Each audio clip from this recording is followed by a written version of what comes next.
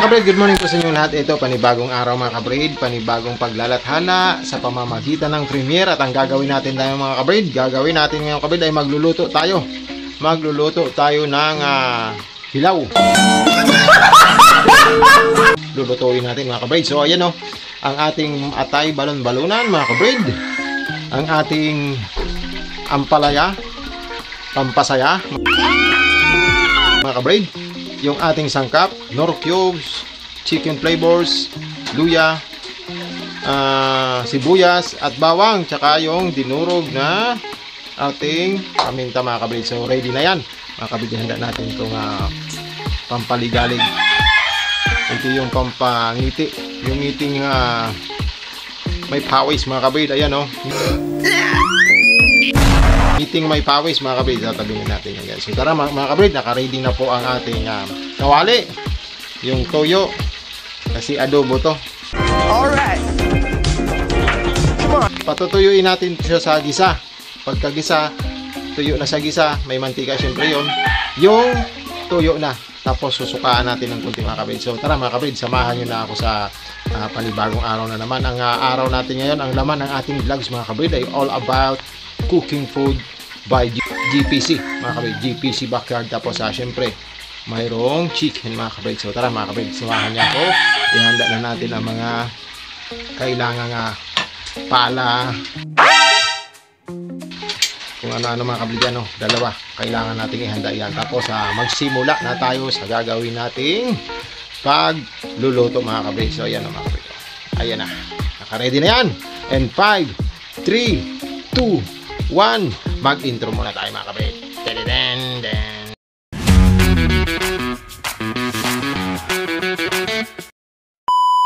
So yan na mga kabrid, umuusok na po, umuusok na ang ating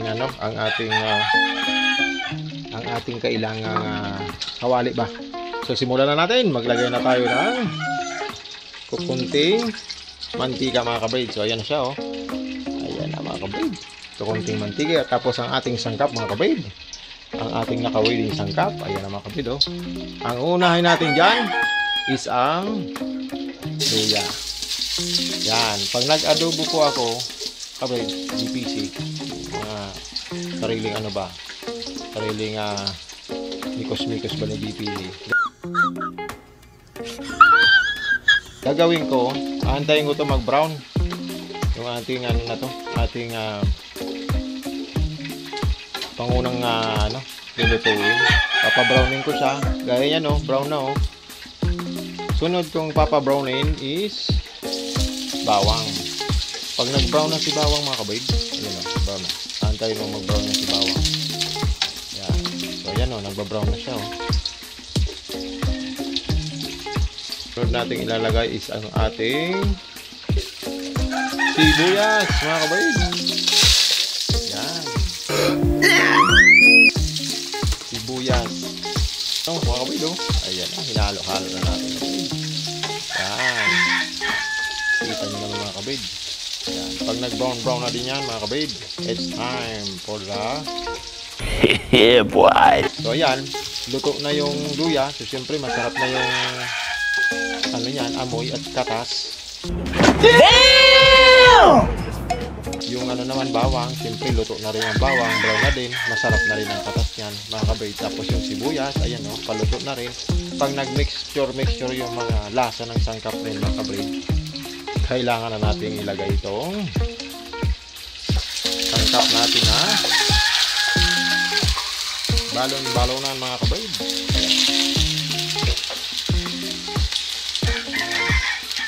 I-mix natin yung niya, yung lasa kabrid.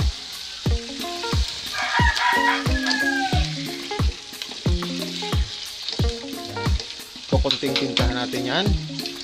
Lalagay natin itong ating cubes mga kabrid. Ayan pampalasa. Tapos lalagyan natin ng konting asin kabrid. Ayan. Tapos hahaluin natin siya para maglasa-lasa siya ba. Naglasa-lasa na yung kabrid. Ang gagawin natin is lalagyan natin ng paminta bago natin siya takpan ito. Ayan, para yung siyempre may langsa din yan kasi karne yan. Pag nakulob yan ito, pag natakpan niya yung ganito, matik na yan kabrid. Ang amoy niyan is magiging malinamnam mga kabrid. Malinamnam na malinamnam. Let's go. Bubuksan na natin, titingnan natin kasi yung tunog niya is wawawi na mga kabrid. Alright! So ayan, anoy natin muna yan. Hahaluin kasi syempre para yung lasa at yung pagkaluto ng ating primerang sangkap ay evenly and thoroughly and around mga kabrid. Sinsya na kayo sa English ko pag wala na talagang pumamasok sa ating isip at yung grammar natin ay hindi na ma-repair. Oh my God! Ugong-ugong na lang tayo mga kabrid. So ayan malapit na yung maluto mga kabrid. So gagawin natin yan, patutuyuin lang natin yan sa gisa para yung pagkagisa ng ating balon-balunan at atay ng manok mga kabrid na ating ulam is talagang totally ma-absorb. Wow naman! Wow! Wow! Ang lasa ng kombinasyon at pagkaluto ng ating luya, bawang, sibuyas. Pag marunong kang magpasunod-sunod ng iyong niluluto mga kabrid, mas maganda-ganda ang mga bigayan ng lasa mga kabrid. Mga bigayan ng lasa. So ayan mga kabrid. So ayan malapit na tayo. Lagyan natin yan ng pangkombinasyon na sustansya nito mga kabrid. At tapos, syempre naman, yung para sa mga ugat-ugat nyo, yung mga high blood yan, yung sirkulasyon ng kanilang dugo ay hindi maayos at medyo sila ay naninikip minsan ng paghina mga kabrid. Malaking tulong po ito mga kabrid. Yung anghang is totally yung mga klaging dyan ba, para sa akin sarili ko naman tong paniniwala. Bola lang yan. At isa yan sa ating pampa. Yan mga kabrid. Ayan na po mga kabrid. So kikita nyo naman mga kabrid yan iba na yung tunog mga kabrid. So ibig sabihin na-absorb na yan. Na-absorb niya na yung lasa ng ating ginasa natin mga kabrid. Kunting tuyo lang. Kunting tuyo. Yung sakto lang dyan kasi syempre maglalagay tayo nito. Lalagay na rin natin to siya. Yan. Ibababaw lang muna natin siya. Yan. Pasensya na kayo sa aming pamamaraan. Ito naman is homemade. Sarili lang naman namin. Kami naman ang kakain ito. Nasa sa inyo pa rin mga kabrid kung inyo pong gagayahin. Kailangan na pala nitong haluin para yung gulay yan parang luto na siya mga kabrid. Pero kailangan pa rin dumaan tayo sa proseso. What? Kahit sa pagluluto mga kabrid, mayroon niyang tinatawag na due process mga kabrid. Damn! Yan mga kabrid, maganda na ang kulay niya mga kabrid. May sili na, may natimplahan na rin yan. Tapos gagawin natin mga kabrid, lalagay tayo ng kunting suka para lumasalasa mga kabrid. Ayan, kunting suka na para yung lasa ng ating adobo is yung medyo sinasabi nilang manamis-namis. Let's go. Gusto ko kasi mga kabrid sa aking niluluto, lalo na sa ampalaya, sa mga gulay, medyo half cook.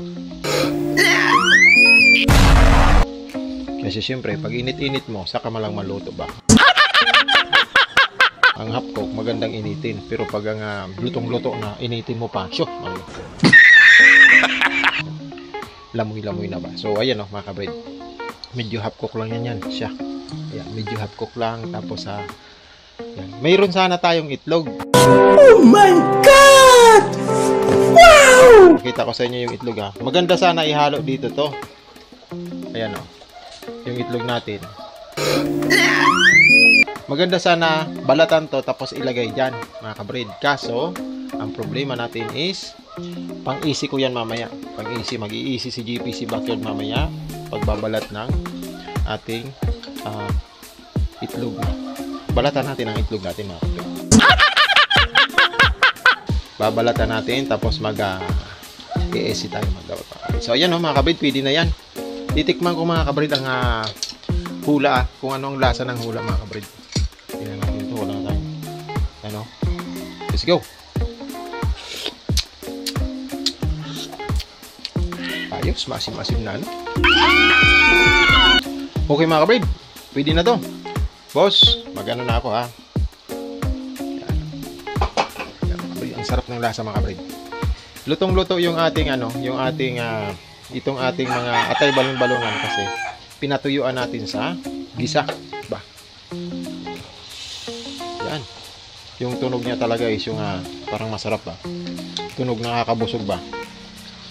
Yan. At tapos ready na tayo ng ating lagayan. Ang pangmayaman ba. Ito mga kabard daw. Kikita nyo naman mga kabard. Hahay.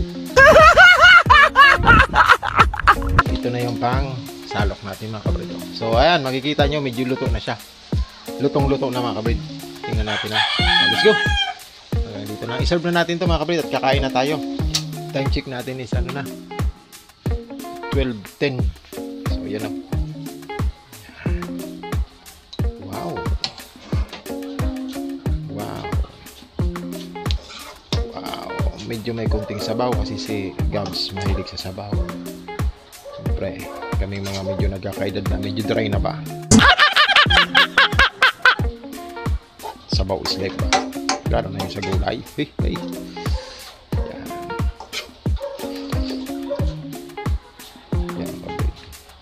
Adobong atay balon-balunan na hinaluan ng ampalaya mga kabrid. Gulay na ampalaya. So yan. Uy, sarap nito mga kabrid. Tara na. Simula na tayo. Ma'am Gabs, ihanda muna dyan yung pustuhan ng ating mikos-mikos dyan. Ayan. That is our ulam for today. Ang ating adobong adobong atay balon-balunan mga kabrid na mayroong ang init talaga. Sus ko mainit. Teka lang for the sake of the vlog. Ayan atay balon-balon mga kabrid. Yan ang ulam namin ni Ma'am Gabs ngayon. Mayroong ampalaya and everything else mga kabrid. Manood lang kayo sa una, makikita niyo kung paano kasimple. Napakasarap ng buhay ng may marunong magluto mga kabrid. Thank you po sa lahat. Maraming salamat sa pagsabay and then hopefully mga kabrid, lagi po kayo nasa maayos na kalagayan. Ang init mga kabrid!